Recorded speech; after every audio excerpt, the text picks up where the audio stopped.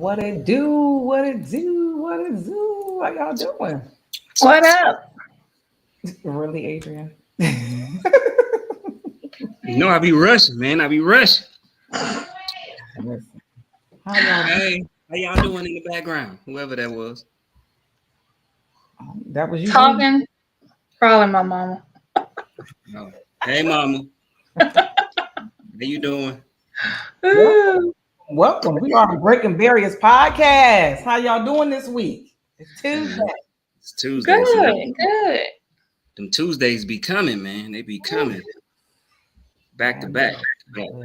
Back. Drena, how was the Beyonce concert? It was amazing. Really, girl? Spill the tea. Shut up. Listen, I probably got the craziest Beyonce story ever. I got in on the floor. I went to New Orleans without a ticket.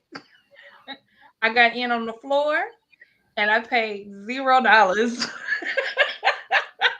Wow. I'm a pretty likable person. Drena, let me find out you out here doing something strange for a little piece of change. The only thing strange I did was I was like, you know what? I'm getting in here. And I got in there. Wow.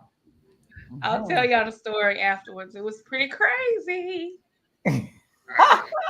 Weirdly. Well, for those of you who do not know who we are the Breaking Barriers podcast. Me, myself, and my amazing co-host. I will introduce them so we can get this show on the road. I have Mr. Adrian Taylor, aka Mr. GC. You feel me? aka Mr. Tide. I don't know. That's what I'm going with today. Mr. Tide. Then we have old sneaking ass in the damn popular Drena, aka Drena. aka Drena finds out. yeah. Oh, she found out how to get in that damn concert. Hey, Demetha. Mm-hmm. And then we have our host who just had a birthday, Miss Dee Dee, Miss AKA. The core queen. AKA. I don't even know if I'm fully recovered yet. The turn up. That means you had a good time. That's an understatement.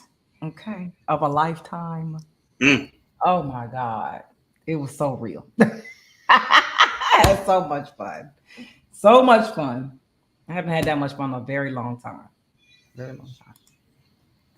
But we got some stuff to talk about. Oh my goodness. These folks done cut up this week in these trending topics. But we're going to start off with our NFL recap.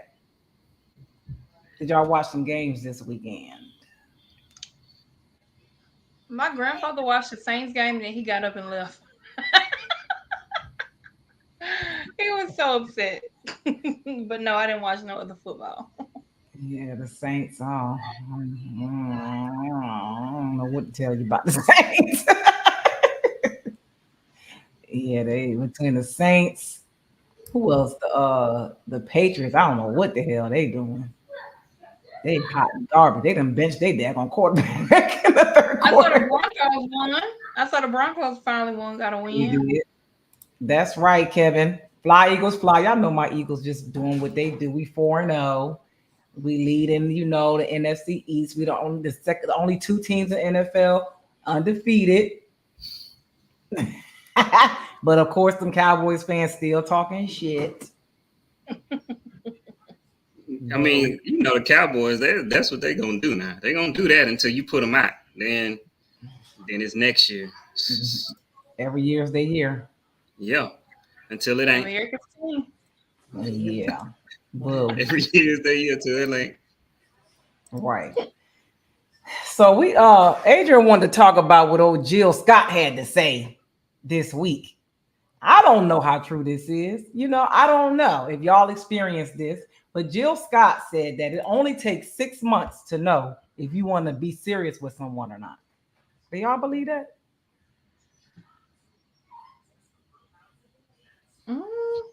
I don't believe it.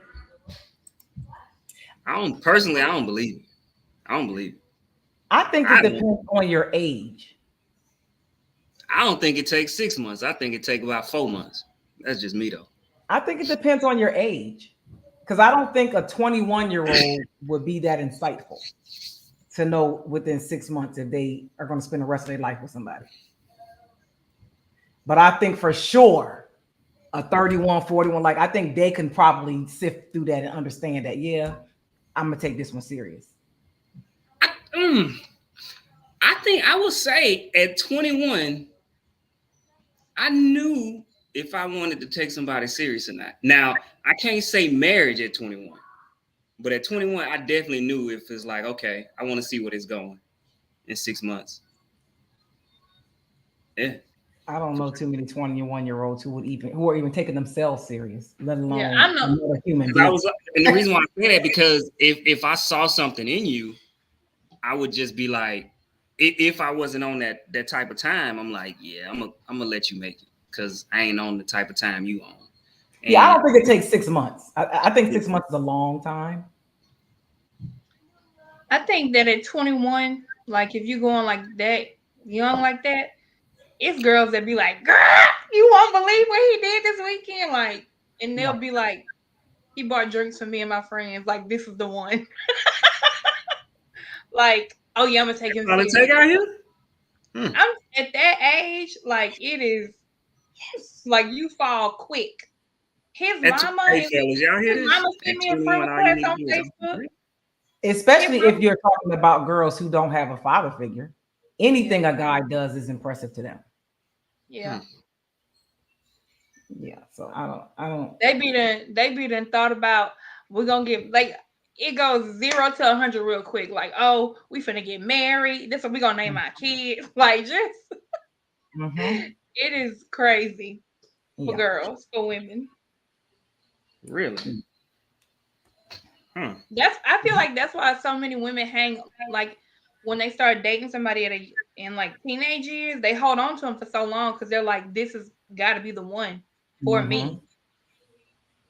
Because they really want that to happen. They really want that to be the case. Because I think Jill Scott said something like, she's easy to just cut them off. She know, like, nah, I'm cutting them off. Like, she don't even let it linger. She don't let it go further. She just cuts people off. I don't know a lot of women that do that. Hey, Daniel. Hey, Daniel. Yeah, I don't know a lot of women that do that. Hell, Adrian, you had a friend. Remember the girl you used to tell us about that was with the dude for like 10 years and like. Yeah. Did I ever finish that story? I don't know. No, you didn't. Oh, well, she ended up having a baby by him. They're not together.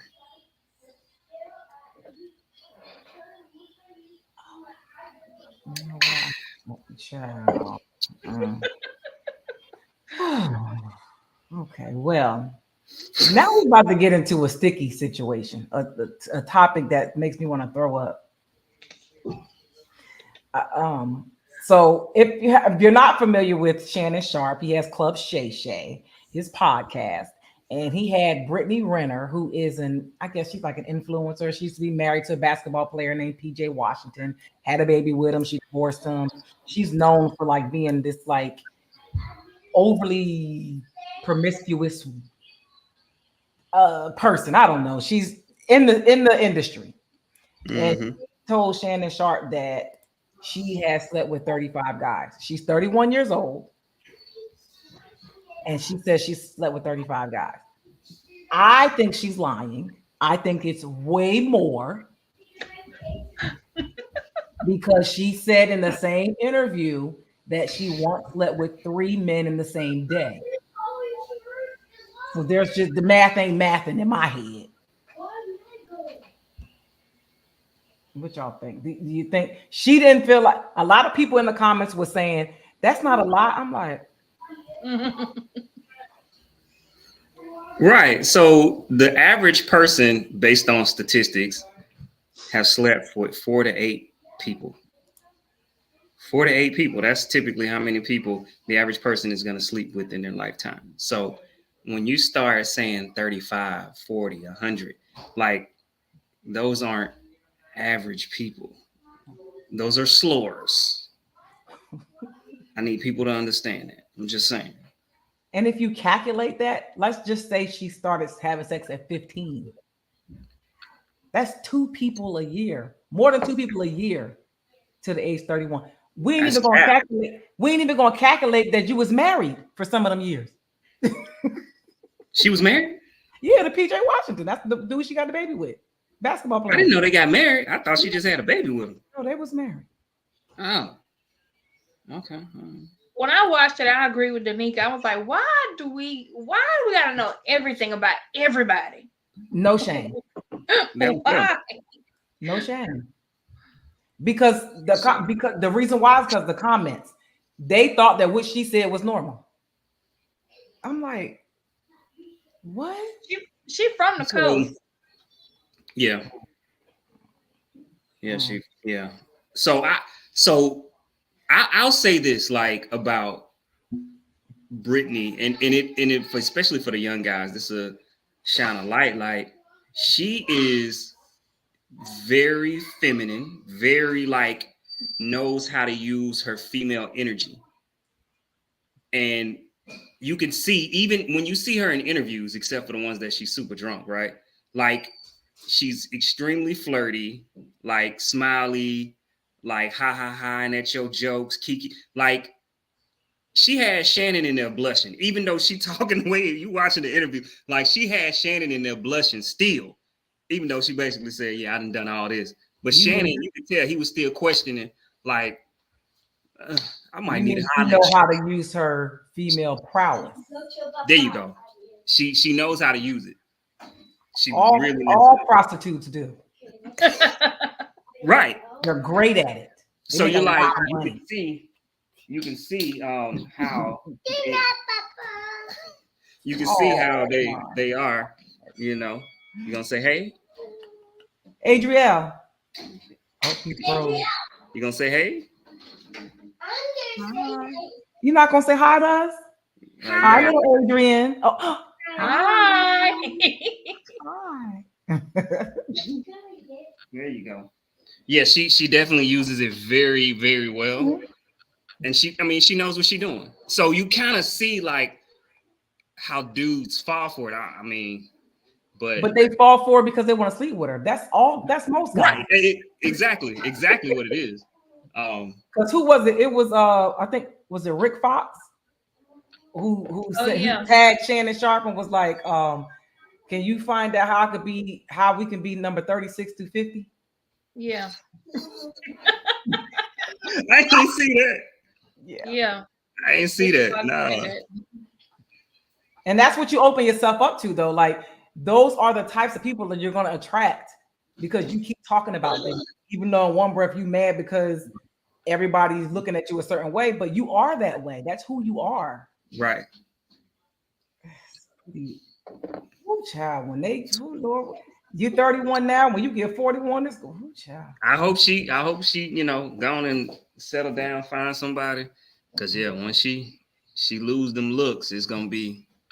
Oh, I ain't gonna say lose them, but she gets a little older. She said, "Don't be mad because she got that because her taste is impressive." Adrian, wait, you said you made a post. You said, ladies, don't be fooled. Men do care about your body count. They're judging you. Yes. Count, so. Yeah, definitely. So that's what I'm saying. So Shannon, because all that giggling he doing, he might, sleep with her, but he wouldn't be with her.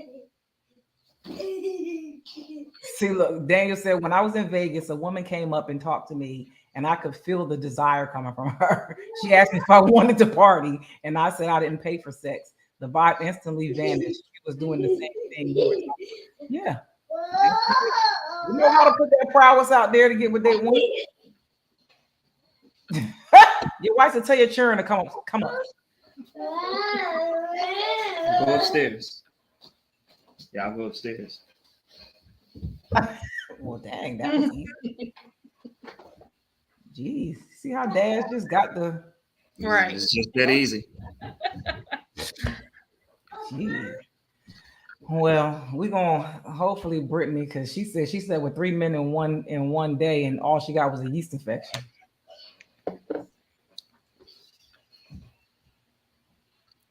Three dudes in one day. I hope. That's so fucking nasty. Maybe it was a train. I mean, that'll make it better, but like 3 separate times, that's crazy. That is really nasty. And to say it out loud, no shame. In front of everybody. And you got a child, man. Listen, Lord. Anyway. All right, we're gonna go into our icebreaker topics real fast. So Adrian wants to know, in your next life, would you like your dad to be your dad again? For me, yes. That's a tough one. That's a tough one.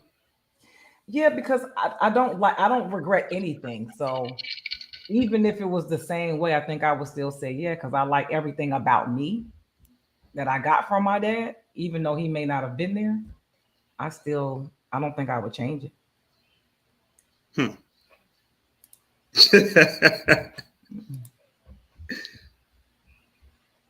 Nah. You let him make it. It was some awesome DNA. I'll take it. That's it. The DNA. Yep. Huh. I mean, and then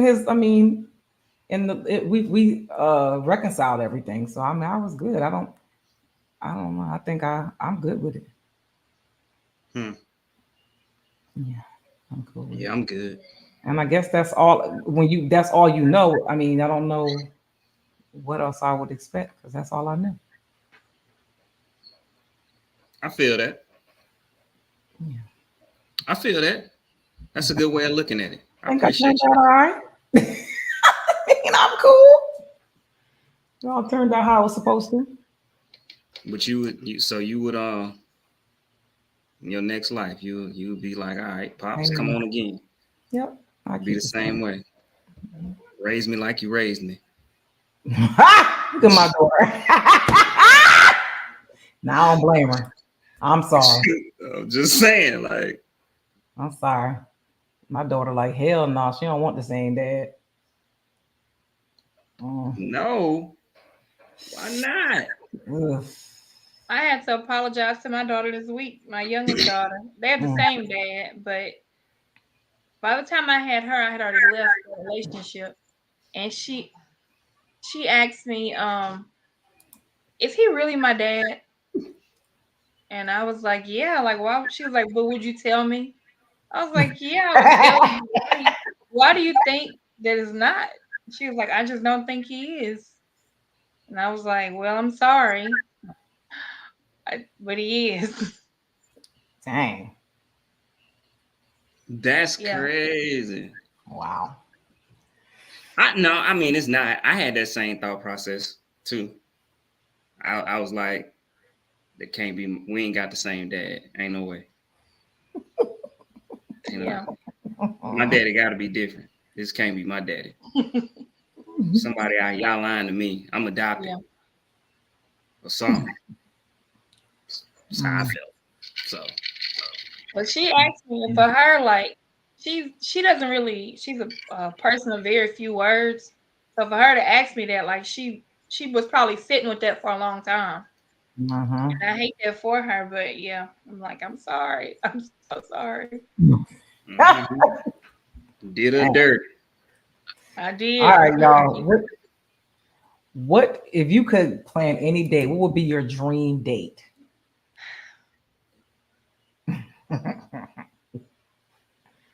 Come on, folks, in the comments. What's your dream date? If you could do anything that you wanted.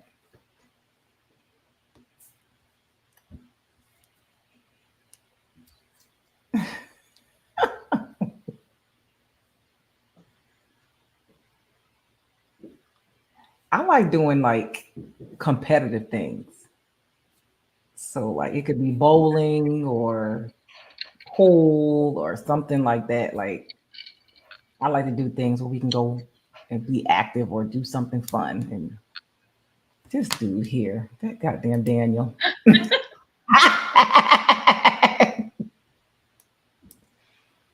Yeah, I want to go out and do active things.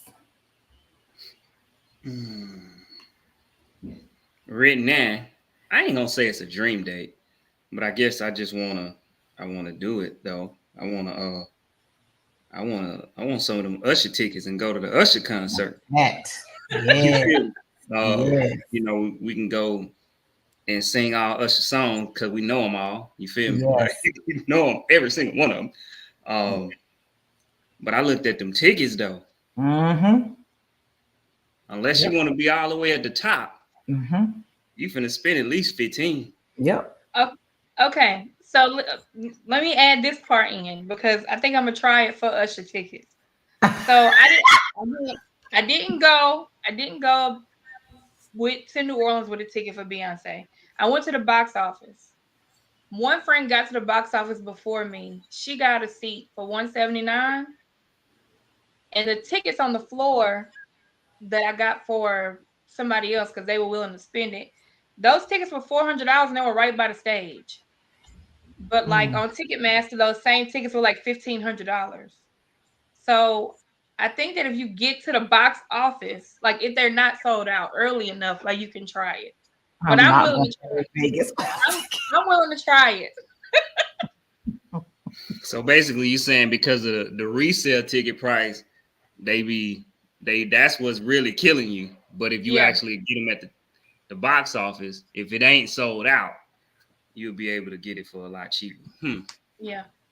They paid it was with taxes like $418, and they were on the floor like section F. Like they were right behind Club Renaissance. Wow, that's crazy. But again, that's taking a chance. Yeah, that's too much of a chance for me to be all the way in Vegas with no tickets. Sorry. But see, I guess that was like I made the whole thing out of an adventure. So I guess like that was just I enjoyed it. But I think a perfect date for me, a dream date, first of all, with the dream person. Let's start with that. And then if it's the right person, like I could do anything. Like I like to people watch. I like to go for rides, like just long rides, just simple stuff like Yeah. that. Right. I don't because when you say dream date, it's kind of hard because Drena did make a great point. Like you can do your dream task, but if it ain't with the right person, it Well, I ain't. ain't going out with a person I don't like no way. Yeah. No, that's not what I mean. I'm just saying, like, when you're in that dating phase, and it's a great date or a great thought, but you like, if this would have been somebody else, this would have been awesome. I guess I Yeah. ain't never been in that phase because I'm not even talking to you unless I like you. Like literally, not even entertaining a person that I don't like. And maybe I guess Diddy, we grow. We've dated some ooga boogers, meaning, people that didn't have the proper attitude when we was younger. This is what you say, you learn. So I definitely dated some stank attitudes that if I would have done like the Usher concert, I probably would have been pissed off. You know what I mean? That's what I'm talking about. We was together, but yeah, I don't know. Whatever. Keep it going. All right. Oh, don't tell on yourself now. All right, y'all. We're gonna move on to our main topics. And Adrian, I'm assuming you're going to introduce our special guest for the night. So I don't have a bio.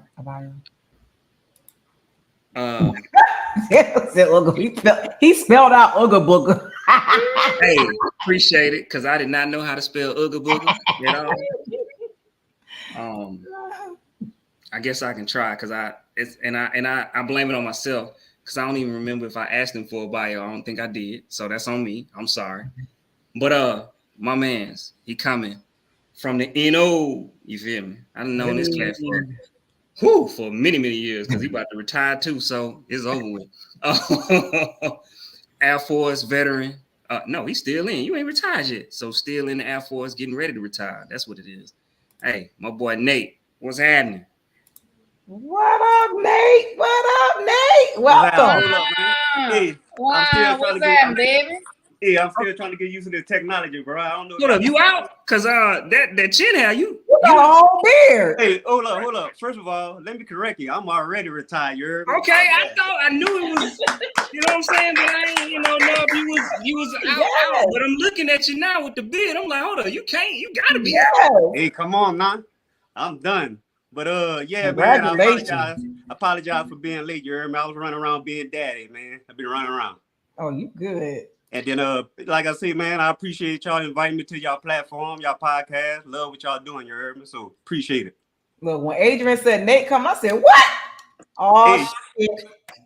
I ain't never been on no podcast. I ain't never been on no podcast. I ain't good in front of the camera, so I'm just freestyling. You heard me? It's kind of last minute for me, but we all freestyle. We gonna make it happen. Just be yourself. That's So, what about them Saints though? See, bro, you ain't got to start off with that, bro. You ain't got to start off with that. Hey, look, boy, the Saints got my blood pressure high, my gout acting up, bro. I don't know what to say. I didn't think I thought they was on the way up, and then this game, you like, what is going on? And you know, we got our fantasy league going on. Boy, I dropped his ass off my fantasy, bro. Hey, Derek Carr then threw 2 touchdowns in 4 damn games, bro. That's it. And then Jameis Winston ass, he thinking about crab legs and shit, so he ain't gonna throw nothing. Oh my God.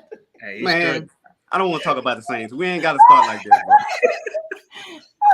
You are crazy. Yo, that is funny. We ain't got to start with that. Don't do his Saints like that. I'm sorry. My Eagles 4-0. Fly, Eagles, fly. My bad. You see how she threw that in there? What your team look like? 4-0. I know them Philly cutting up. You heard me? Them boys cutting up. I ain't gonna lie. Yes. Be a problem. Yes. Let's go. Let's go. All right, y'all. We're gonna go into our first topic. Hey, y'all talk about the Brittney girl already? You want to talk about her again? Yeah, we talked about that. That girl. Oh, I didn't know y'all talk about it yet. Mm-hmm. Well, her lying there talking about she only slept with 35 men. Bitch, double it. So I didn't even know who she was. So I had to look her up real quick. And man, I seen that clip where she said she was with 35 men, right? Mm-hmm. So shit, my reaction was probably just like everybody else, like, damn, when you see a female and that number just pop up, it kind of threw you off a little bit. So shit, my reaction was the same. I was like, damn, that girl slinging that birth canal everywhere.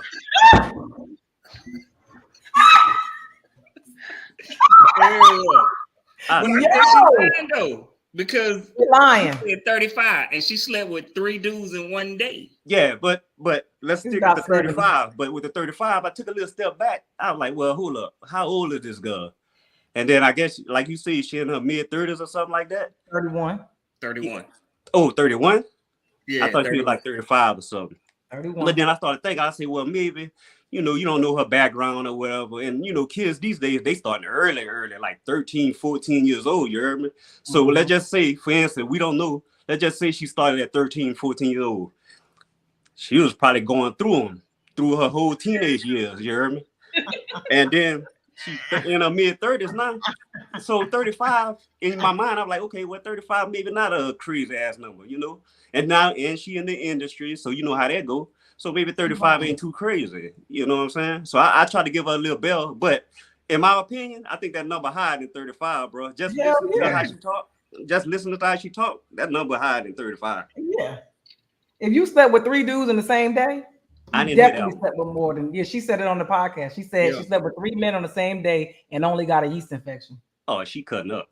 She cutting up. Oh no, that's different. I know dudes.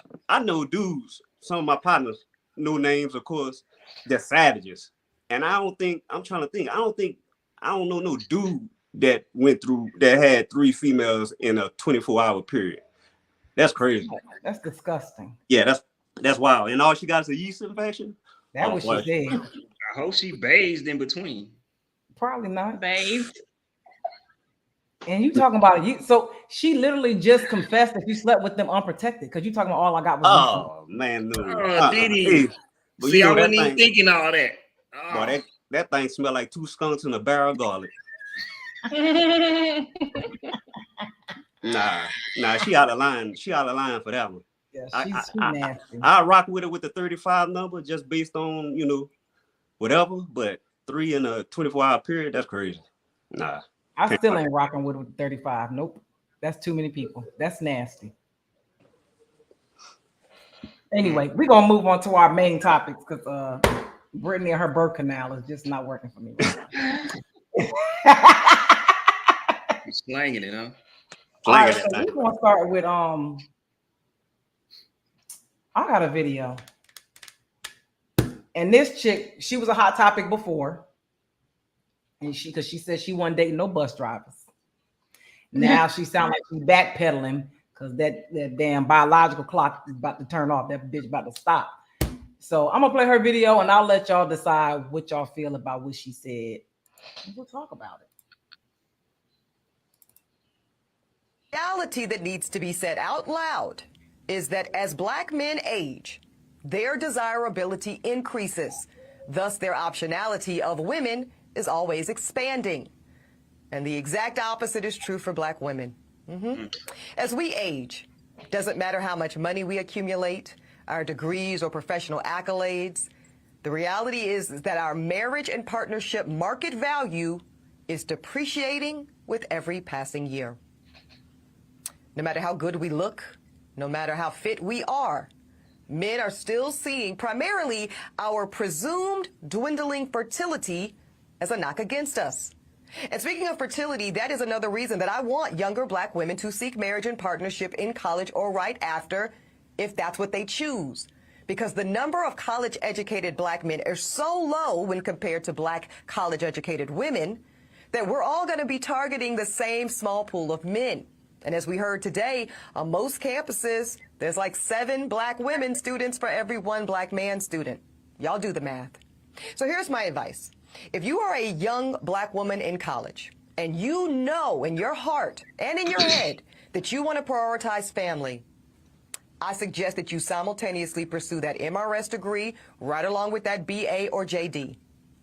Because the handful of Black college-age men that actually do desire to get married soon, and they do share that value system, and family is a priority for them too, y'all, that is an incredibly small pool, and it's shrinking as you get older. And by the time you reach my age, 40, you will be faced with different choices relating to life partnership and motherhood. Now, I'm not saying that delaying marriage or motherhood is a bad option, but it's one that comes with its own consequences. And our women deserve to know on the front end of their decision making instead of on the back half.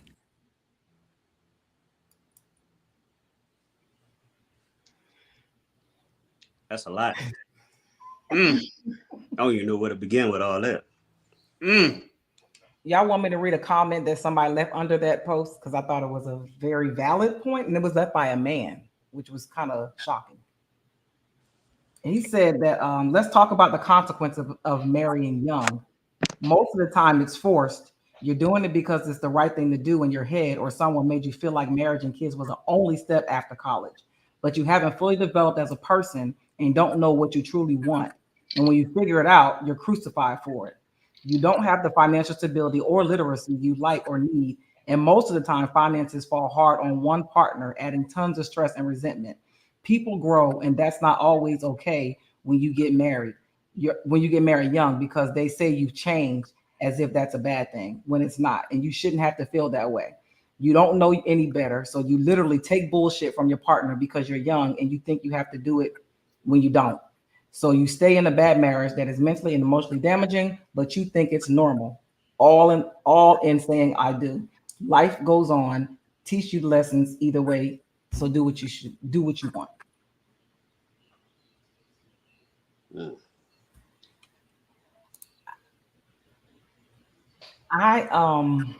With Eboni K specifically, because right now she's going through a journey which I think is very rare.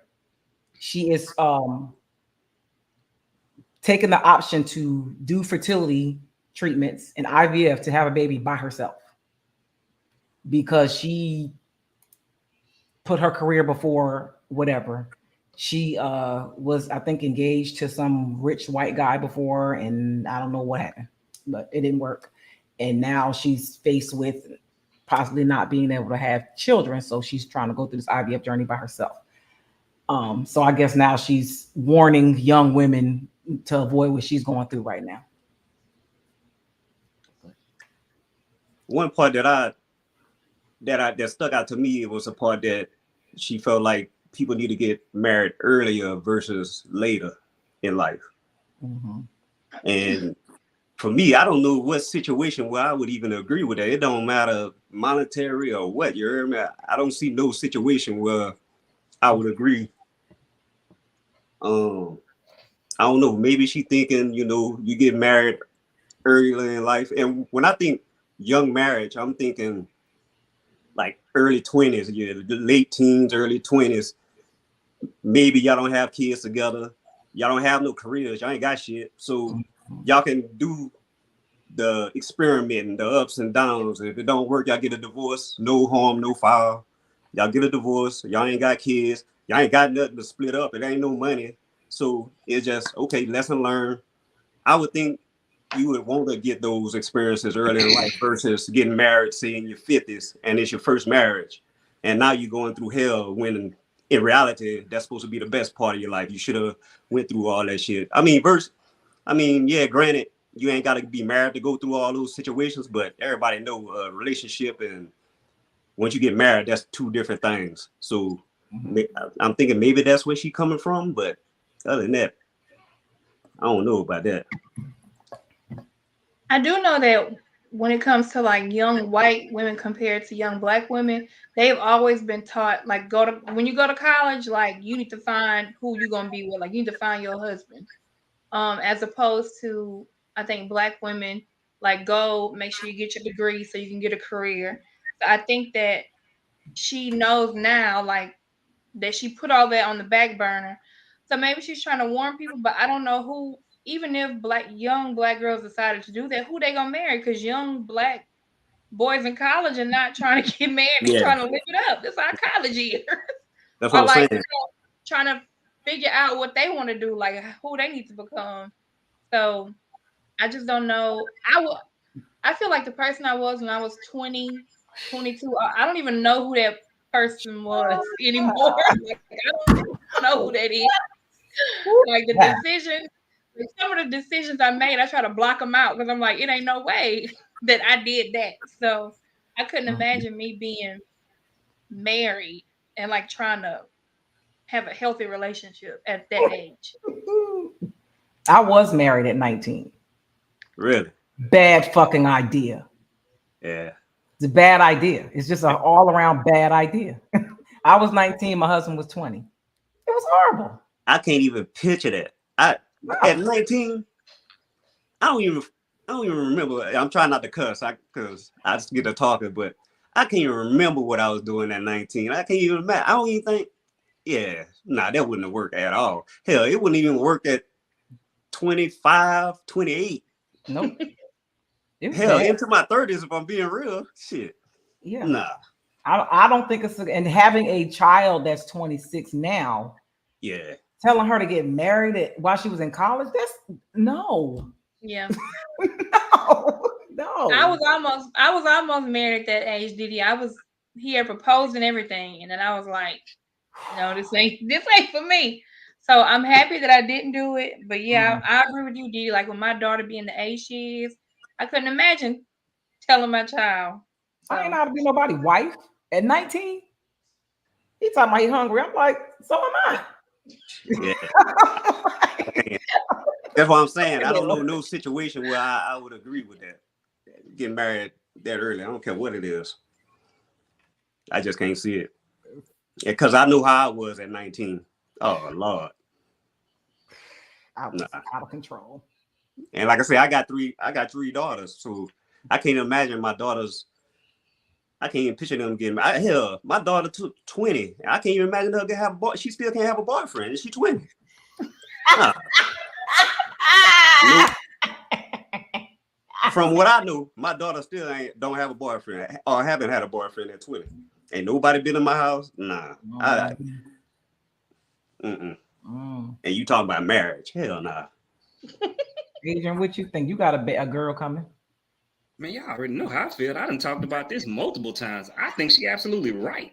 She didn't say get married in college. She said if you're looking for someone, I think that for a woman, that's their best pool as far as collectively. She said an MRS degree, Mrs. degree. She said pursue your So, MRS degree. yeah. So I'm with Drena, like, and I guess maybe being from the South, I don't know how it is in other places, but in the South, our other counterparts, that is what they go to college and do. They find a good man to settle down with. You know, they get their degree and everything as well too, but they know that's their biggest pool.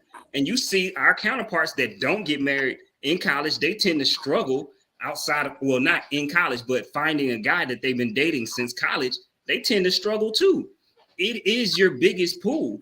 You know what I'm saying? Because now once you get out, you're going to struggle because that guy that you work with, you know what I'm saying? And it is different in the military. But when you in corporate America, like being a black man, Didi, you know it, like it's not that many. So if you're going to date somebody that you work with or around, you know, in proximity, like it's only going to be a couple. And usually you probably going to feel like you're a cornball. I'm just saying that's typically how it goes. Our counterparts typically meet guys in their early 20s in college because that's going to be your biggest dating pool. Because it's a larger pool of our counterparts in college. Right. That's what I'm saying. So it's easier for them to so, like you said, I have a daughter coming. Would I tell my daughter this? No, Debbie would. I have Debbie, like, because I don't really like to talk about it because I feel like telling women when they should find a man is opposite because we find y'all. So that's kind of why I be like, but at the same time, what she's saying to me, like, it makes a whole lot of sense because it's like, yeah, that's going to be your biggest dating pool. Because yeah, but her telling women to do a thing that's not even attainable for them is weird to me because women don't control that. Women, I guess what I mean is like we don't have the ability to go to college and be like, yep, that's my husband. I'm gonna marry him. No, my whole thing is what we're talking about now. This is what I would tell my daughter. I'd be like, yo, this is probably gonna be your best dating pool. And it doesn't mean that you need to settle down in college. That's not what I'm saying. But understand, it's just gonna get smaller and smaller as you move up in this world. Your possibilities are just gonna continue to shrink. But I don't think that women, I think women always tell their daughters that. I don't think there's ever a time where women go into a situation where they're not looking for a serious relationship. It's the men who are not. So women going to college, I'm quite sure they're looking, oh, you know what? Oh, that could be my husband. We just talked about that. Oh, he bought me a soda. Oh shit, we probably gonna get married. Men ain't the ones looking for that. So I don't think the conversation needs to be women. Y'all need to look at y'all dwindling fertility as something y'all clock ticking. Men have to be the ones that are looking to settle down, but they're not in our culture, unlike our counterparts' culture.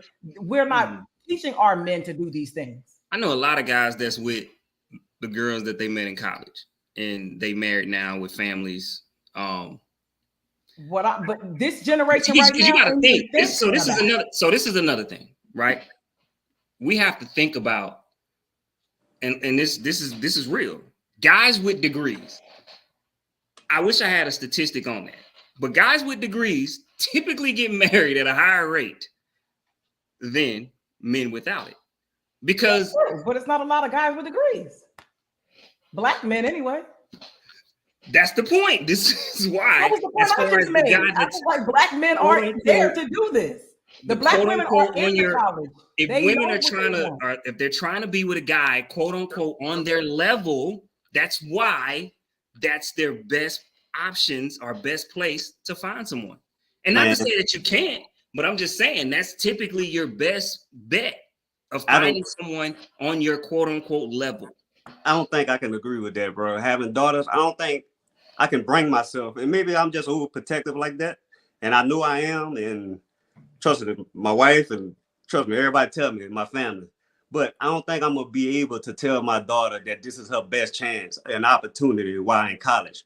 I mean, I would probably tell her, look, find the similarities of the people you around in that environment, see what you like, And in today's world, it's social media. You can stay in contact with all these people over the years, and y'all can grow. So it ain't like when we was coming up, it wasn't a lot of social media. So it's not like, damn, you got to jump on this dude because you might not even see him again because there's no social media or whatever. Y'all can stay in contact, but I wouldn't tell her to engage on that level while in college. Focus on your career, whatever you're doing, your degree. Stay in contact with these people. You ain't got to take it to that level on that serious level like that. And, and just figure out what you like in general with these career fields and what these men and how they move in their careers. And then, get into your own career and then paths will meet later on. But I don't think I'll be able to just tell her like it's now or never, or you probably need to pick from this pool right now. But that's not what I'm saying. My whole thing of what I'm saying is be open. Okay, you know what I mean? There's a lot of women that can go back and say, dang, like that was a good guy. Mm-hmm. I kind of pushed him to the side, right? Yeah. Like, but now, hindsight, you looking back, like I should have gave him an opportunity, or I should have, dated him because he was a great guy. He was really pursuing me. He was really trying to be with me. And I pushed him to the side. I'm not saying, no, settle down in college, marry the dude. That's not what I'm saying. I'm just saying be open in college to the possibility of meeting someone. Because a lot of times we're like, I'm just doing have the wherewithal to come to that conclusion. We can tell young people this all the time. Anecdotally, you should do this. But in reality, they don't process information like that at that age. Mm-hmm. I'm not looking at this guy as this prospect and for my future because an adult told me that this is what I should be looking for. It's not realistic. It sounds really good on talking heads on podcasts, but in real life, the shit doesn't happen that way. I don't know. I hear you, but I know a lot of people that it happened for. So I'm not saying that it doesn't happen. I'm saying, but at the same time, Black people in our culture, right? I'm saying like. But white people are groomed that way. They see it. That's what. That's what I'm saying. People, they don't have people in our community that's groomed that way to think that way. Of Adrian, quit acting like it's a large percentage of Black people that go to college and get married. It's not. Yeah, it's not. I think the state. It was just a statement that. Like I said, I think and Drena, I think you can kind of jump in this. Like we come from a place where you get married. Like you get married. And I mean, it's people that's not, of course, but when you look around, most of the people that you hung around with, they at least got married. They may be divorced, but typically they've gotten married. Because that's where we come from. We're from Mississippi. Like that's what you do. You find someone, you settle down, you have a family. But you're talking about Mississippi. We're talking about all Black people. We're not just talking about Mississippi. I'm not. I'm just using a sample size, but that's a real big thing in the South. Period. Yeah. So to speak to what Adrian's saying, I do feel like the majority of the people I know that are married met the people that they're married to when they were younger, either in high school or they did go to college. My only concern would be with telling my children to meet somebody at that age. I know a lot of those people's marriages that aren't doing well, or like the people aren't happy. They may be doing well like on paper, but I know that the people aren't happy. And so I guess for me, like, it will boil down to, is it more important for us to be together as a unit and unhappy, but we're raising kids, but we're unhappy in our household? Or is it better to wait and meet somebody that like is your person? That's what I think about when I hear meeting somebody at a younger age, because I feel like at a younger age you don't know who you are. And that's why Daniel said it. He said he got married out of college and he was divorced 2 years later. Like most people, it doesn't work. Yeah, it's a bigger pool, but that doesn't mean more is the more quality. It's just more people. It doesn't mean it's gonna work. I gotta agree with Didi. Like I say, I mean, me personally, because I don't know a lot of people that met in college and together. Well, I don't know many people that went to college, but outside of that, I guess it was just that statement that telling my daughter that this is your best chance in this period. I guess that's where I kind of get lost. I'm like, nah, this ain't your best chance. I mean, this a good chance to get a sample size of what you might be looking for in the future. And these dudes, they got a good foundation. They going to college just like you. They getting degrees. So it's a good foundation, a starting point of what you want in life out of a man. I'll tell her that. But yeah, I mean, I'm not looking at the sample size of everybody in this college together. I just don't look at it like that. I think college is a good like melting pot of a lot of people from different places, just like the military. Yeah. A lot of people from different places, so you can figure out what kind of people you like. Yeah. But just because it's spread out now, after college, everybody go on to their separate ways, right? Move on, go. Like I say, social media. I mean, it's a small world. It make the world smaller. The people that I do know that are married majority of them met their spouse at school. Like really?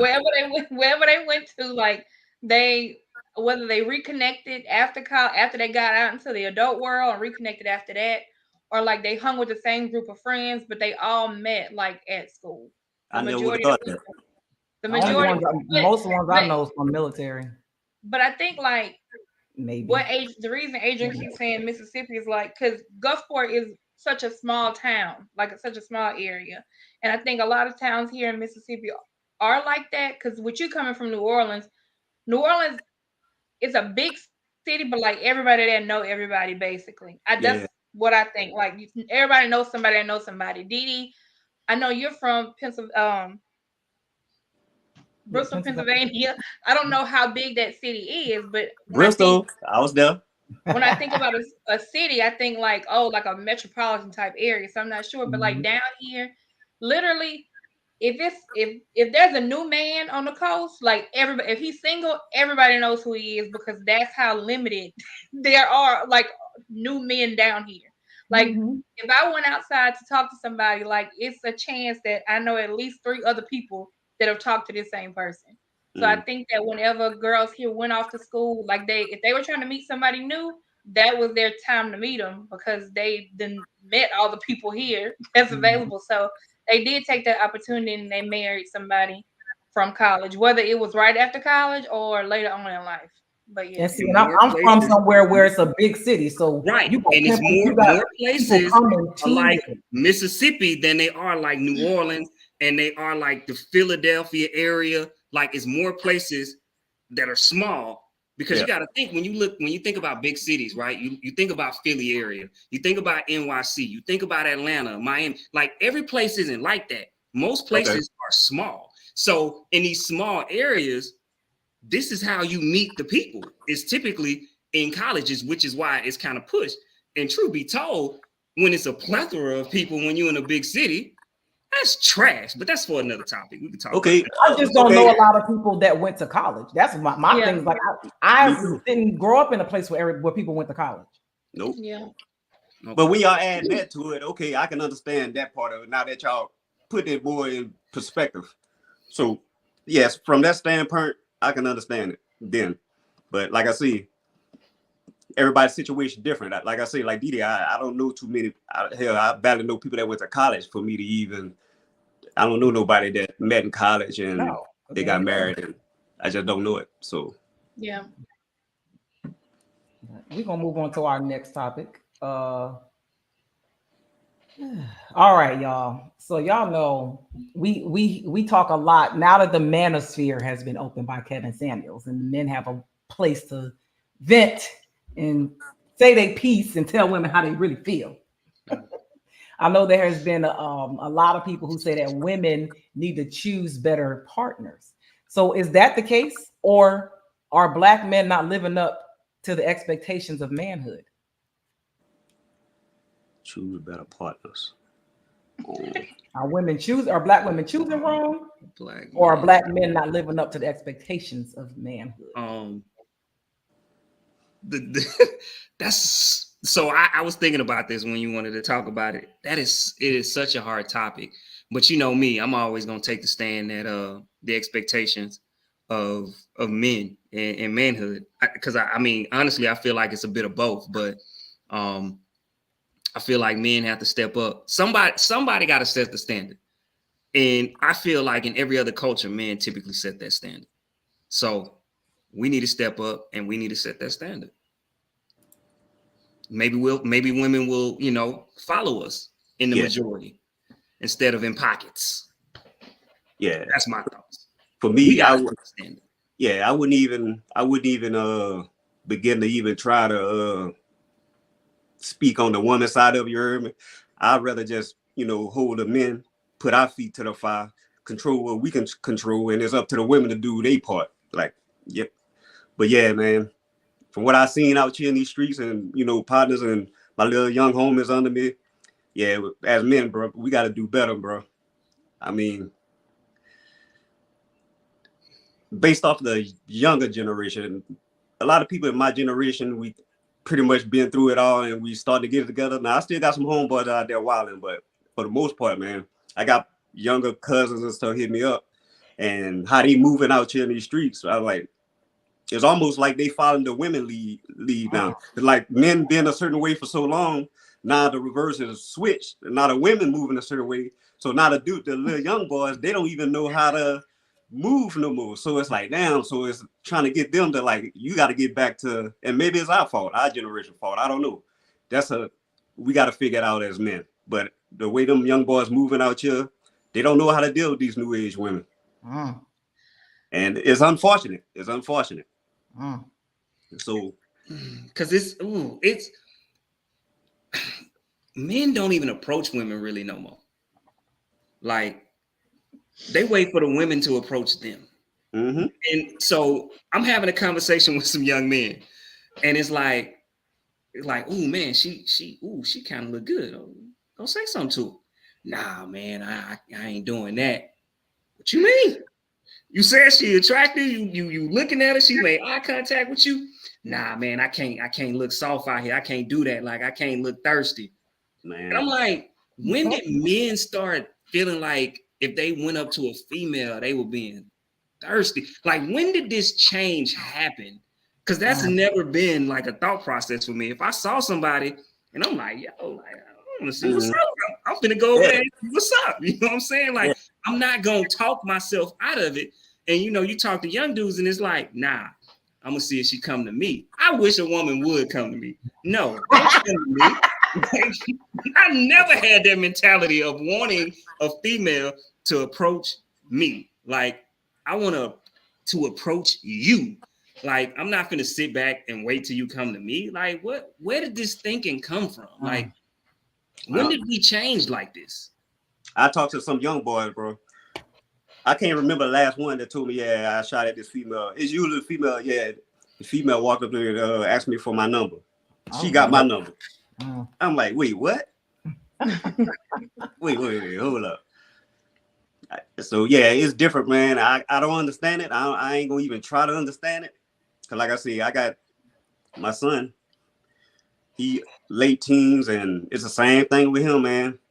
Females, it's almost like they. Like I say, the roles is reversed. They the aggressor now. Yep. And I don't understand it. And it don't look like it's gonna change no time soon. I don't even know how it's gonna change at this point. Like how that's gonna change. What's gonna flip the switch back to how we think it's supposed to be? I don't know. I don't have the answer for it. And it's not even the younger generation. Forget the younger generation. It's people in our generation that you would think of know better. Like we 80s babies. We late 70s, 80s babies. It's dudes our age that fell victim to this. I ain't gonna lie. If I was, God forbid, if I was to get divorced and I had to go back to dating, I honestly can't tell you.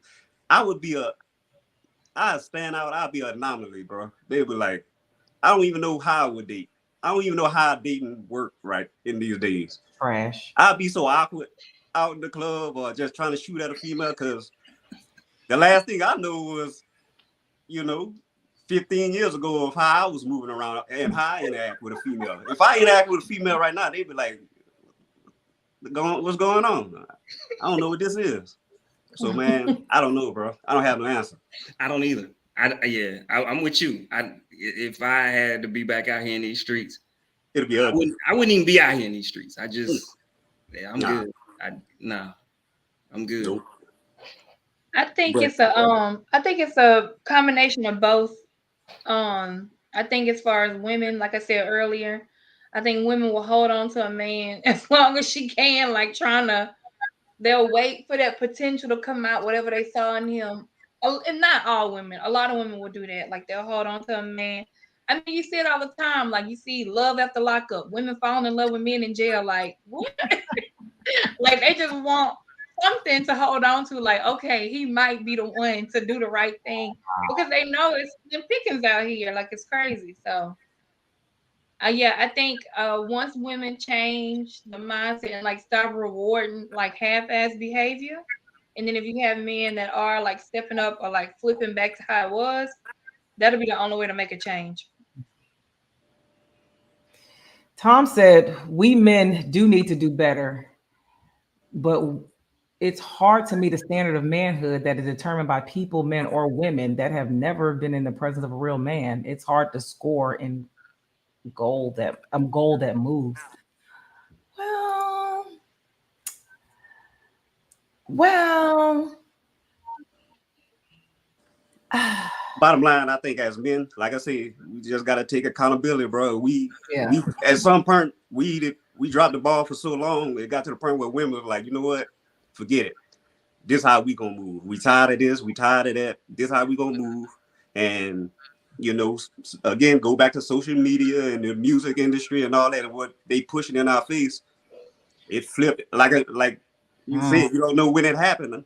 I don't know when it happened either. It was just like one day. It was just the whole thing, and now they running. They in control. Men talking about masculinity and all this stuff, and women not being submissive. We can only blame ourselves. I mean, who else to blame? We can only blame ourselves. Yeah, because I'll take a page out. I think we talked about it before on the podcast when Dr. Umar just was calling the men out about not like there shouldn't be an option of a Ray Ray and Pookie. Like they shouldn't even exist. So if you have young men in the neighborhood who don't have fathers, that's what the neighborhood men are for. They're supposed to step up and raise those boys so that we don't create Ray Rays and Pookies. So women don't even have those to choose from. So, if we're choosing wrong, why are there so many bad options? Women shouldn't be choosing in the first place. Well, I don't mean particularly choosing. I mean the guys that we're dating turn out to be bad options. Why are there bad options out there? Because they was raised by their mamas. Right. And that goes back to why aren't the neighborhood men going back to the community of building other boys that don't have dads? Why aren't they stepping in to help fill that gap? I'm hoping that I feel like there's more of a... Because birds of the feather flock together. So 9 times out of 10, what typically is happening for the most part, like, okay, for instance, like what you're saying, where I'm at, it's mostly families. You know what I'm saying? It's not, you don't really see like the single parents like that. You know what I'm saying? You know where they are. You can go to where they are. Yeah, but you kind of in your community where you are. So you look out for your community, you help out your community, because that's where your kids at. So I think that's a cop out because I go to other communities all the time and help. I'm talking about from the standpoint of like consistently. So can I do it, twice a month or something like that? Yeah. But can I do it because I have kids that's playing sports, that's involved in the community? So I have to be involved where I am more than in another community. I'm not saying every day. I'm just saying. Well, that's what I'm saying. But somewhere you got to be there a lot more than just once a month to really. That's why you build a community of people, not just you. It has to be a team. It's not like you just go do it. You have a team of people that goes and does it. So we've been talking about the male part of it, accountability. What about the female part of it? We always talk about that on here, and I hold women to a high standard. Okay. In my opinion, I hold them accountable for a lot of things that I think that they allow when it comes to their bad choices. Yeah, and well, we need an update. Hold on, Nika said women are expected to lower their standards, and men are too comfortable with not wanting to achieve more. Shit, god damn. Okay. Yeah, I think women because I mean, women do, like Drena said, when sometimes they hold on to men too long, but I think women ignore a lot of red flags Mhm. and they go after people that they know aren't good for them. They stay in that shit for too long. Women make really horrible decisions based off of traumas that they aren't willing to deal with. They don't hold themselves accountable for allowing shit to happen to them that nobody's at fault for but themselves. Mhm. And they don't take the time to actually learn what's wrong with them and why they keep attracting the same type of people. Yeah. Because I know they like to put them narrative like, man, it's hard out of the dating pool and, you know, the men ain't this and that. But I mean, for me, I think that's just a cop out. You heard me? I mean, Women ain't this and that either. They in the same dating pool. Shit. yeah. But what I see the most is, you know, it ain't no dudes are this and dudes are that. I'm like, yeah, that might be true, but you know, it's the other side of that coin, and I just think it's easy to say that. You know what I'm saying? Yeah, I think right I now, think that's an easy route to just say and Mhm. take, and it's almost like a cop out. You know what I'm Yep. saying? We just gonna say that and move on and keep it pushing and now we can move how we move because we just gonna say it ain't no men like that. Now it give us the right to move how we move. And a lot of women don't understand that they don't qualify for the type of man that they want. Yep. They think that they're settling and they're not. That's your level. That's literally what you qualify for. But nobody's really gonna call them on their shit. They got an echo chamber that they're talking to other women who ain't got nobody, and they got single women keeping single women single. Yeah, I just noticed. I've seen some some situations where they'll say that. You know what I'm saying? So by them saying that, they don't have to work on nothing. They don't have to do nothing. If they just use that excuse, that cop out. Nah, I don't have to do nothing. This is Yep. it is. Now I'm gonna move how I move. Yeah. It prevent them from having to do the work. You know what I'm saying? And it's really, really hard to get a woman to admit that they need to work on something. Yeah. And they need to change something. Like it's almost like trying to tell them they food nasty. Like, Yeah, no, bitch, it's Lord. nasty. Can you Yes, just Lord. like so?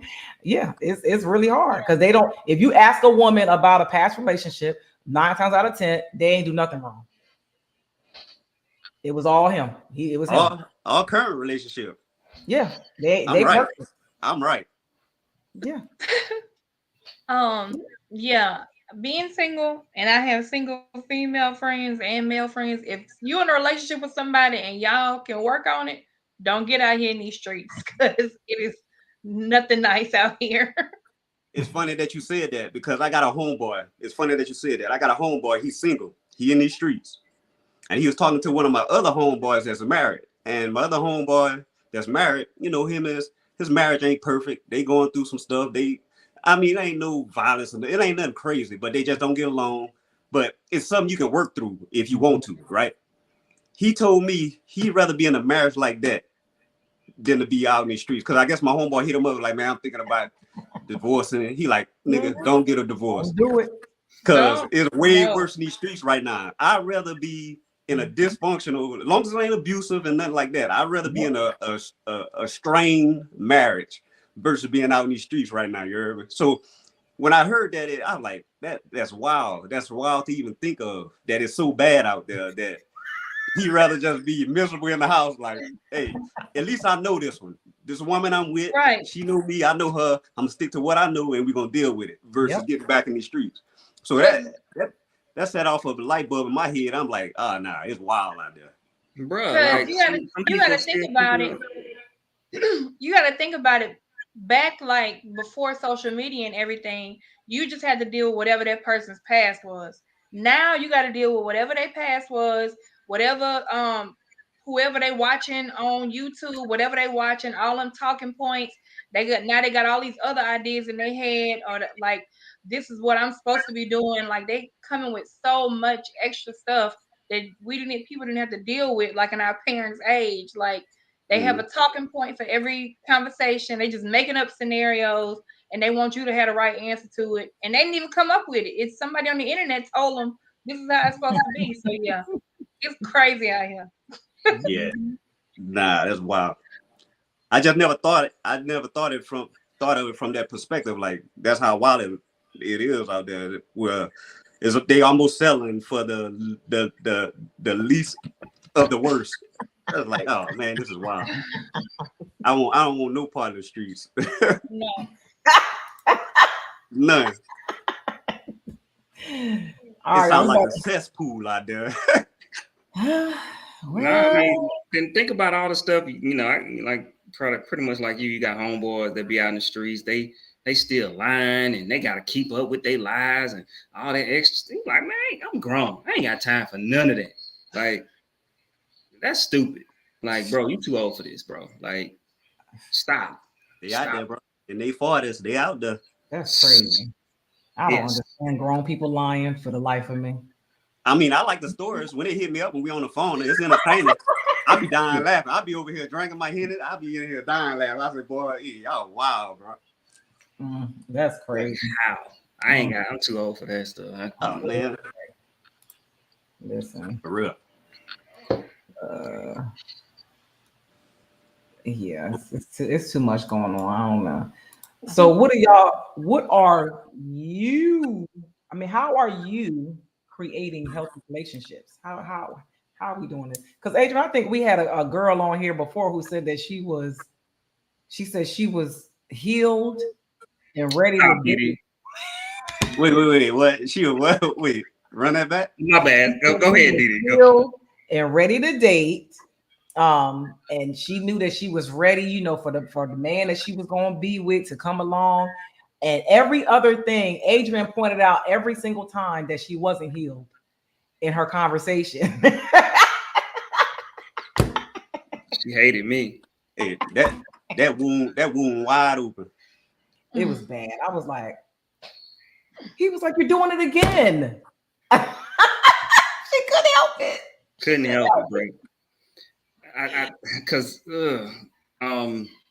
some people, that's another thing. We got to look within ourselves and really do the work on who we are, especially when we've gone through things. Because most of us, right, we come from poverty. We come from a lot of failed relationships. And when I say failed relationships, I'm even talking about family. So I'm not even necessarily talking about us dating. I'm talking about failed relationships of the people that we first loved. You know, we still healing from those loves that we had, let alone you trying to date people and do all of those things, right? So it's tough, man. We have to make sure that we create safe spaces for us to talk. I was listening to a guy, and dang, this would have been great for this topic. But I think we shared this. One of y'all shared it, I think. But when the guy was basically saying that, like, yo, as a man, like, I don't really have a safe space to talk, you know, to other men about what I'm going through, you know. And it's like, wow, that's crazy, because I do, you know. He was like, I do, but it's crazy that a lot of men out here feel like they can't, you know, open up to other men and say I love you and say this is what I'm going through, man. How can I kind of help myself, or how can I, you know, get out of this funk?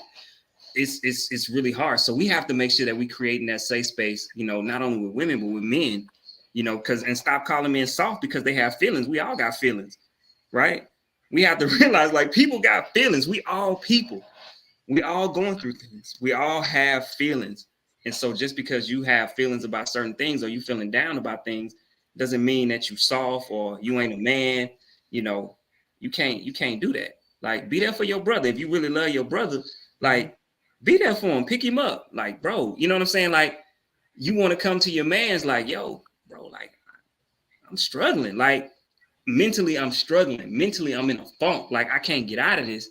And now, man, shut up. You're soft. Man, don't talk like that. You know what I'm saying? Like, instead of being that way, like, you know, you my brother, I love you. Like, what's going on? Like, let's talk through this. Let's figure out what can I do to help you get out your funk. You know what I'm saying? What's going on in life? And not judging because he's showing vulnerability. That's something that we're not really able to do, you know, as men and with our homeboys. Like, that's a hard thing to do. Extremely hard. Mm-hmm. Yeah. Hey, as a man, I agree. And me personally, I mean, yeah, I can admit to that. I'm at fault with that. I mean, it's crazy because I got a lot of homeboys that I stayed in contact with over the years, you know, being in the military, everything, 20 years, you got a lot of partners. that you call friends. But it's crazy because if you ask me about one of them, I couldn't tell them nothing personal in their life. You know what I'm saying?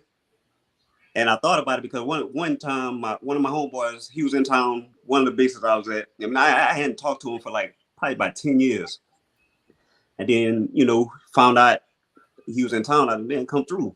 And when he came through and, we having some drinks, when you start drinking, you start talking and talking. And he got, we were a little tipsy. And he started talking about everything he had been going through from the time we were stationed in, say, Korea or whatever, up until now.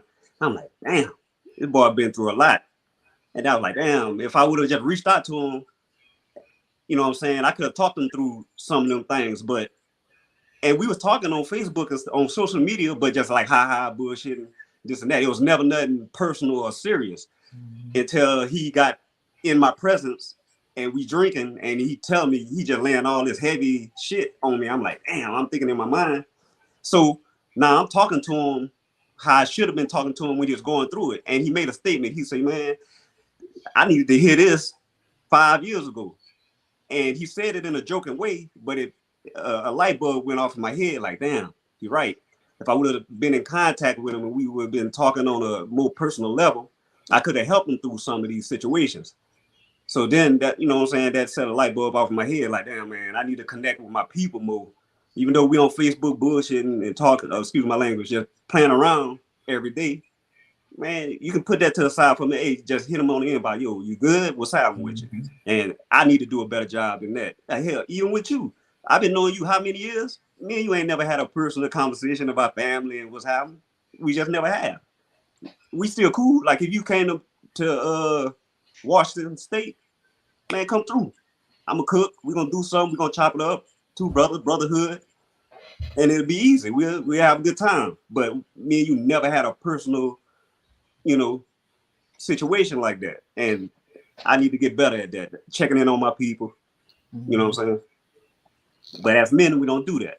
I don't know about women. I don't know if women do that, but I know for a fact men don't do that. We definitely every do. day. We do. Y'all be in there. Yeah, that's different. Because I can't, like, I personally can't think of like a dude hitting me up like, bro, I just want to check on you. How your mental state?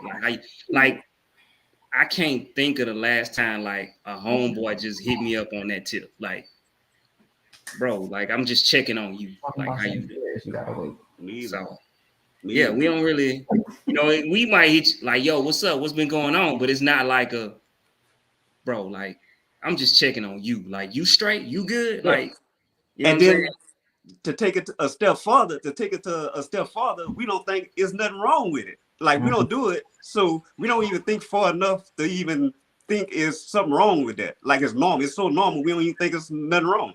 You know what I'm saying? It'll be awkward if one of my homeboys hit me up right now while we on it. Like, hey Nate, man, I'm checking on you, man. You good? I'd be like, it'll be weird. I wouldn't even know how to respond to it. I'll just brush it off. Like, yeah, I'm good. You straight? All right. What the Saints doing? We'll just move on to something else. It'll be weird, and we need to change that. Yeah, I agree. Yeah, women do it all the time. We talk all the time. I think most women have that person that they know they could call to vent to and be like, "Are you busy? I just need to vent real quick." And then they'll unload all this stuff on you, and you'll be like, "What the hell? This is crazy." Yep.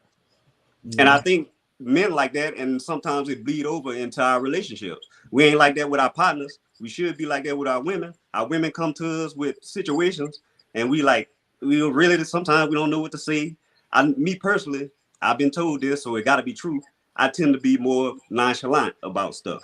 If there's a problem, I skip the conversation part of it, and I get right to fixing it. Okay, this is a problem. Let's fix it. I go fix it. I'm a fixer. That's what I do. I don't get into the emotional part of it. Oh, yeah. I just, okay, this is a problem. I'm going to just calmly go do what I got to do.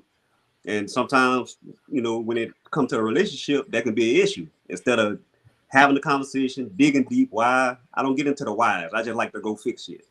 So it bleed over into a relationship too. Yeah. Very much so. Yeah, I think sometimes women get frustrated whenever men do try, even though y'all are trying to fix it and make it better, they just really want you to listen to what they're saying.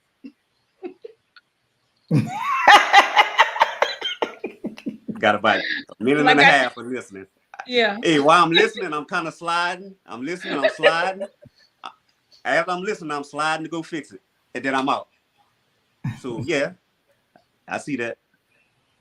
Yeah. And I think that also comes with conversation too, like in knowing your partner. Like, Yeah. all right, you know I don't want to listen to you that goddamn long. You know I need you to listen to you. How do we come to a compromise so I can be heard and I can be helpful? It just has to be some type of compromise to figure out how to make it work. But I think, Adrian, we talked about this before too. We were talking about how men, because I think there was a question about women calling men soft, and like, do we think like that's a thing? Because you was like, do we find it a problem for men to be emotional around us? And me and Drena was like, no, like we want y'all to be that way. Yeah. And we were like, I think it'd be y'all men who y'all homeboys, whoever uncles, dads who make y'all suppress that. That comes from that side. It ain't the women. I think if you come across a woman and she talks about you for sharing your emotions, you need to get far away from that woman. Yeah, absolutely. She's evil. She's evil. But I think it starts at a young age, like Debbie said, like, don't, boy, get up, stop all that crying, like you ain't no girl, like But come you on. need to be a man. Like I think it starts from that point and then it just like grows. And I think you can't really blame yourself for not checking on your friends. I think one way to look at it is if you could just let your friends know, like, hey, if you ever need to talk about something, like I'm here for you. And like, let them know like that's an option as well. Because I think a lot of times men just be like, well, other people got their own shit going on. I don't want to burden nobody with my stuff. But on the other hand, if somebody's your friend, you would much rather listen to them, listen to their problems, than know that they suffering in silence. I mean, I hear that, but y'all, come on. Y'all, if y'all ain't gonna tolerate a man that's always crying. We ain't say always. No, That's what I'm saying. always. It's a balance. It's a balance. Yeah. Now, if this man all the time crying, his face is wet, crying, y'all be like, okay, this too much. We don't want a woman that's always crying around us. Well, it's more acceptable. Yeah. No, it's not. Acceptable. It ain't gonna be no crying bitch around me all the time. Bitch, you gonna have to figure it out. All the time, they gonna talk to somebody. I was about to say, if y'all with a man, his face always saturated. Come on now. Because then it's this. Now you're desensitized from it. Now it's like, yeah. All right, now this you just doing this. It's too much. Nah. It's a balance. The same way a man don't want no woman cry. Like now, what you crying for? Yeah. You sensitive again? No. I think as men we deal with it a little better. We're like, okay, that's who she is. But the stereotype is man's supposed to be a man. I think y'all be out like, nah, I ain't dealing with this. I think we'll deal with. But that's just real toxic. Because of course a man is supposed to be a man, but you still human, and we all have emotions. I think it's abnormal for any human being to cry all the time. They need to go get help. Okay? They need to go get help. I was just making sure. I was just clarifying. I think for women to be okay with men both being expressive is most likely because of how their environment was growing up, being taught that men shouldn't cry. Yeah. We got to come out of that. I mean, I don't know. I was at my son's birthday party this weekend, and this little boy, he had to be like 2-3 years old. He fell down some metal steps head first. We all was like, oh my God. And the mom just was like, oh, I'm like, pick him up. The boy about to die. You all right? Shake it up. That boy was so traumatized. I'm calling them I'm calling them people. Somebody should have, because I thought the boy broke his neck. But he a boy, so he got to shake it off. Right. That boy was sitting there looking like he was about to die. She did not pick him up. I'm like, oh God. All right, Nate, I think you mentioned this earlier in the discussion that you had for our next topic. You mentioned something about being submissive. women being submissive. Are Black men providing a safe space for Black women to be submissive?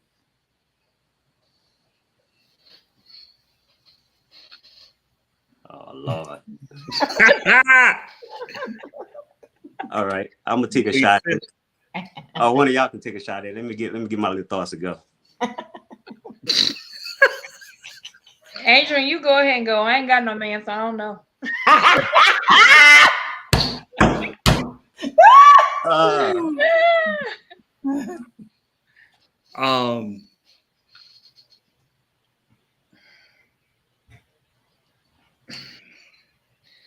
No, I don't want to say no, but no. And this is, once again, this is just my experiences with the guys that I know. So especially, I mean, because we're talking about single guys, right? Because I mean, typically a married guy is creating a safe space, right?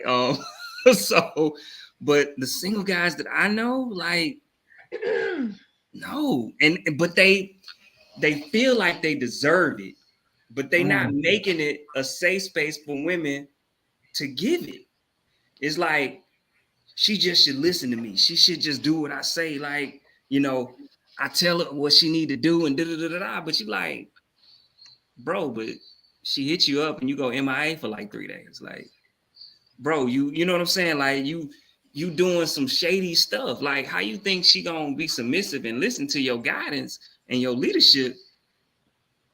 Yeah. And you doing crazy stuff. Like, man, I'm there for her. Like, I care for her. I like, you know, I do this, I do that, bro. But did you hear what I just said, though? Like, you got to make us feel safe. You got to make her feel safe. I feel like if a woman feels safe, you provide that comfort, that safeness, you know what I'm saying? The submissive energy is going to start coming. You know what I'm saying? Women want that. They want that consistency. They want that comfort. They want to feel safe. Like, I feel like if they feel that, they're able to move in their energy. Just like if we moving in ours, they gonna move in theirs. I feel like it's that simple. And if she doesn't move in that and you're providing those things for her, then she just ain't the one. Like, move on. Don't try to force it. Yeah. If you're doing what you're supposed to do as a man and she's not following you, she ain't the one. It's that simple to me. But I don't know. I talk from a married man perspective. So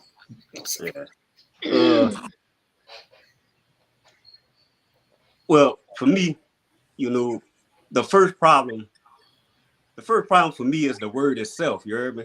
Like, just that word submissive, it got like a negative connotation to it. You heard me? Like, even as a man, I don't even like the word submissive. I don't even want that tag on my wife. I don't want somebody else to look at my wife and be like, yeah, she's submissive to Nate. So I think for us, if we spend in the modern day women, I think we need to upgrade the word to the current times. Like, let's find another word. Like, shit. I mean, I don't even know what word. Maybe cater or something. Instead of using submissive, I'm a cater to my man. Like, he got an idea, I'm a cater to his idea. Because I think once a woman hear the word submissive, you heard me? Like, off rip, she's shutting it. It's almost like in your wedding vows, how they got rid of obey. Or some people got rid of obey in the wedding vows. So let's just upgrade the word. That way they more susceptible to understand. And now we can progress the conversation after that. Because if they shut down off rip off the word itself, then we ain't going nowhere. So that's number one. And then, you know, like I say, man, I think that's the basis of it. I think a lot of people just can't get past the word itself, submissive. And like you said, to me, trust, that's a big one. A woman ain't gonna submit to you if she don't trust you, bro. And you know, and be responsible man. Like, for instance, say your woman, she working in corporate, right? She going to these business meetings, she moving around, right? She hit you up, you at home, she hit you up. Look, well, school just started, right? Okay, the kids need physicals for school, sports, or whatever. I'm moving around, I can't do it. I need you to get all these paperwork, social security cards. I need you to schedule their appointment. I need you to take them to their apartment and then take all the paperwork from the doctors, bring it to the school, So she asked you to do all this, right? You can't even do that simple task from beginning to end without hitting her up. She just told you she and me. So now you, babe, where the paperwork? What's my son's birthday? This and that. So now all this happened through the day. So now she get home, right? She asked you to do the simple thing. You couldn't do it on your own. She didn't trust you enough to do it on your own. You wasn't responsible enough to do it on your own. So now she get home, she aggravated. Now you think this woman about to be submissive to you? You know what I'm saying? She ain't in no mood. She ain't about to cater to you. She ain't about to be submissive. You couldn't complete that simple task she asked you to do on your own all day, you heard me? So trust and just having a responsible man to handle business that she ain't got to worry about. She ain't got to go behind to make sure you do it. So that's to me, it's that simple. Trust, responsible. Have a responsible man and a man you can trust. And then hopefully she, like I say, I don't like the word submissive. Hopefully she'll cater to your ideas and what you got going on. You got an etch a sketch? Can you create me one of them? The only thing I'll say about this is men, it throws me off because, like we talked about earlier, men want women to approach them, and then you turn around and you want me to be submissive to you. What? How does this equal that? Because it doesn't make any sense to me. That's why, I'm you want with me to you. take the lead. You want me to take the lead, and you want me to approach you, and then you want at some point the switch to flip. And now you want me to follow what you say. I had to approach you. Yeah. It don't make no sense. That's why it sounds so crazy to me. That's why, that's why I say, like, what? That's just like a woman proposing to you. I wish you would. Never. Wow. That's why. That's crazy. But I thought there was like, for the longest time, I thought there was like internet stuff. I thought there was like like people were trolling. Until I realized people are really out there doing that. I didn't think that was real. That's crazy. I mean, it's people really out here, women proposing to their man. But yeah, man. I think that's the main point I wanted to make. Let's change the word to fit these times, and I think it'll be more digestible.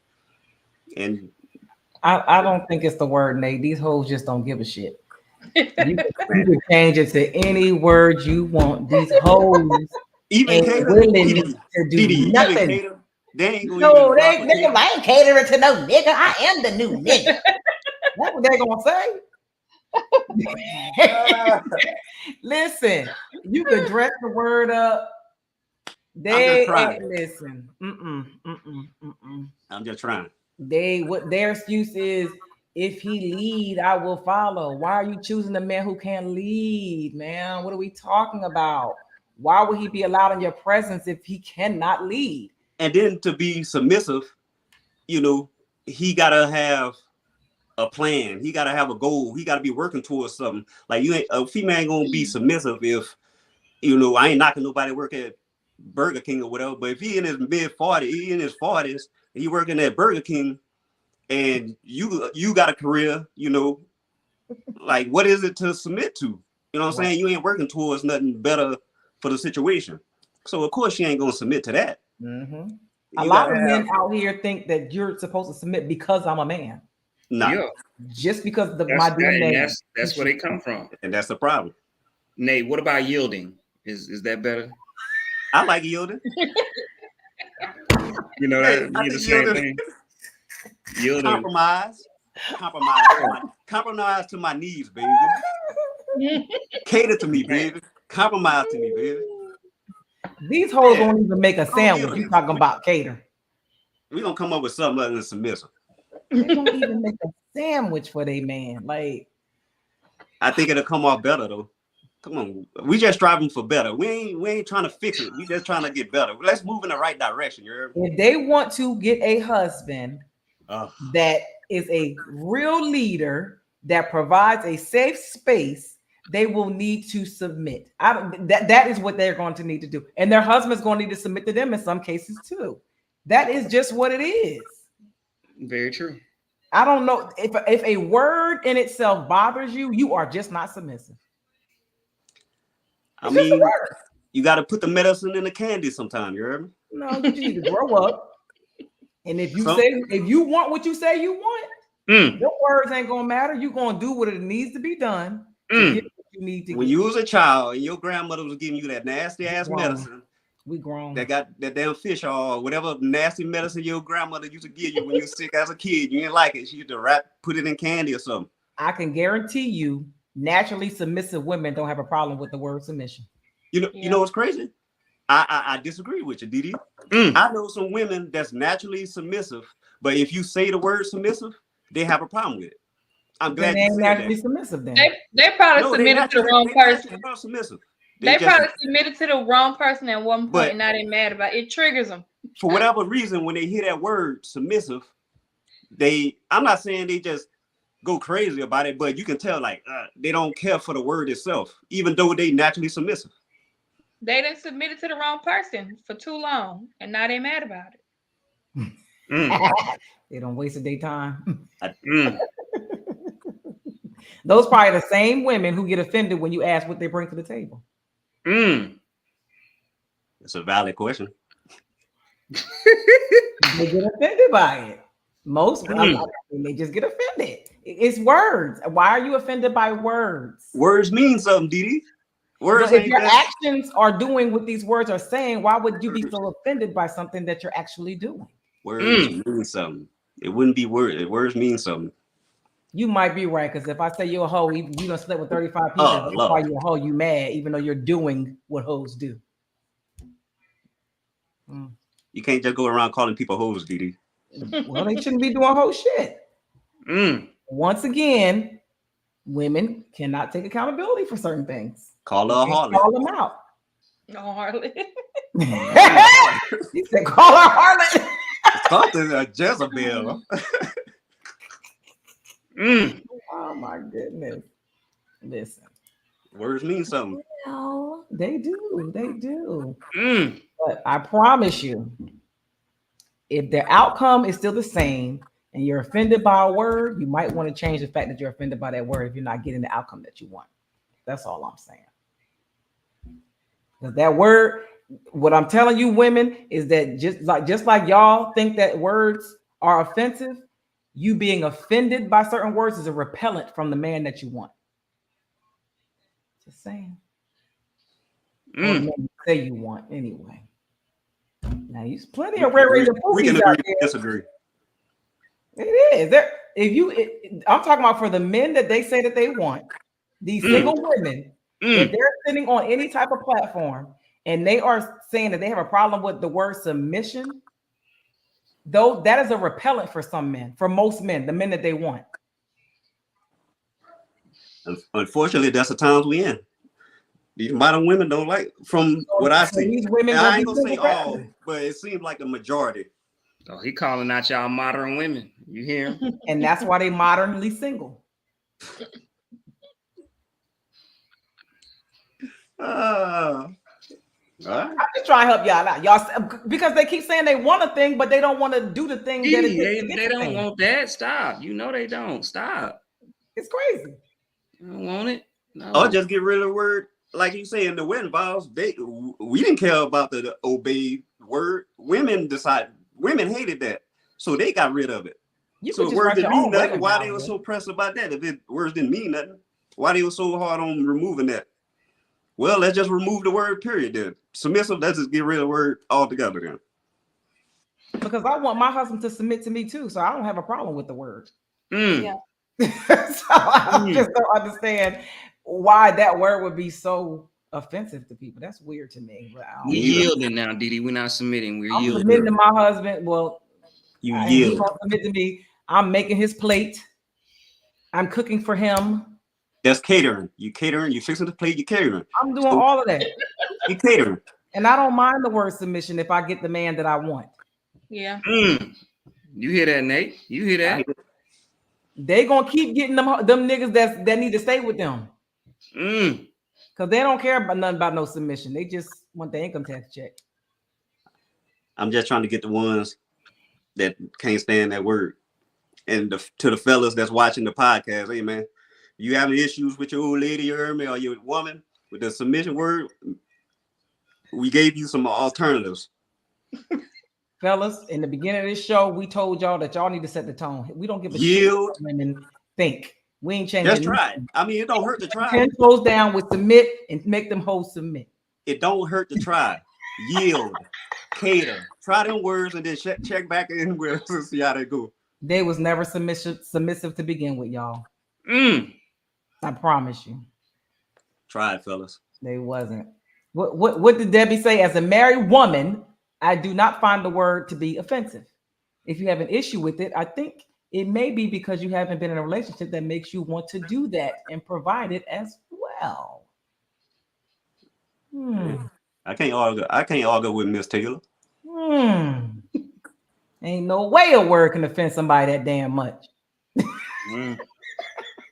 Not when you say you want a thing. I'm just talking about it when you say you want a certain thing. And that certain thing requires you to be submissive. I don't know. I don't know how. I mean, I feel like the majority of the women I know are Christian.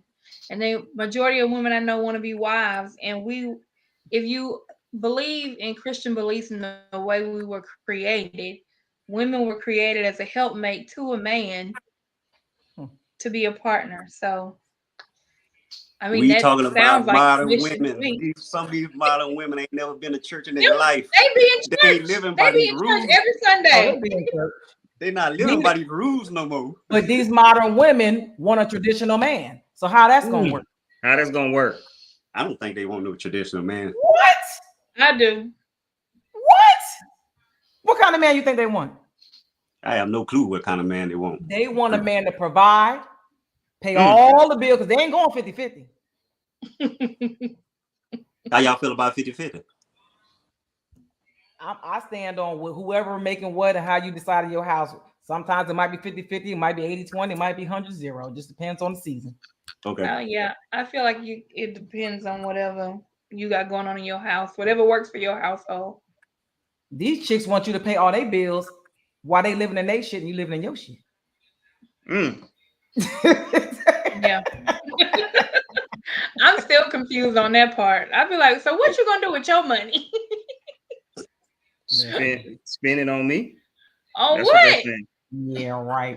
They saying they gonna spend it on themselves. They gotta get their lashes done. Yeah, them $600 weaves.